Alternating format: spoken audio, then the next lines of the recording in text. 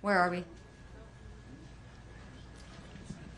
Yes, said sir. you'd do catch and deport at the border. What would you do with all the ones that are here now? It's a good question. His question was, what do you do with all the immigrants that are here now? Okay, of the 6 to 7 million that have come over since Biden did this is going to sound harsh, but you send them back. And the reason you send them back,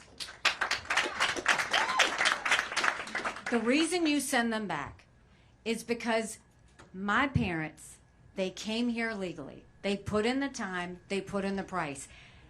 I take care of my parents. They live with us. They're 87 and 89. There's not a time I have dinner with my mom when she doesn't say, are those people still crossing the border? And the reason is they are offended by what's happening on the border. And when you allow those 6 or 7 million to come, all those people who've done it the right way, you're letting them jump the line.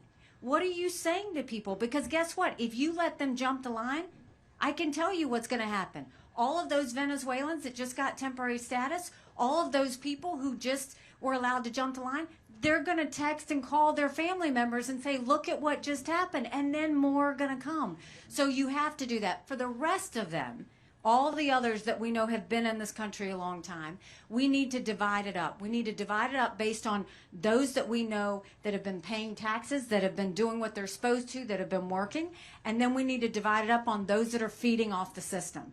And then you go and you separate them out. If they're feeding off the system, you send them back. If they're actually trying to be productive and have a job and have a record that we can look at, then we can look at what happens. What I will tell you Congress is going to want to do is talk about DACA. And DACA is those kids, and they want to make sure that the kids that were born here, what happens to them. This is what we tell Congress. You want to talk about DACA, you do immigration reform, and then we'll talk about DACA. It's not the other way around. You got to have the carrot and the stick.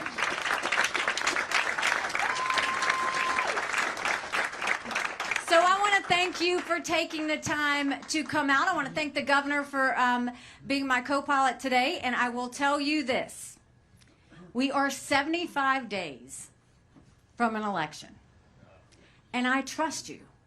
I trust you. I trust that you know that the world is on fire. I trust that you know that we can't live with an economy the way we are. I trust that you know that we've got to get our kids reading. And I trust that you know that it is time that we have a governor and someone who has foreign policy experience to deal with the issues that we have going forward.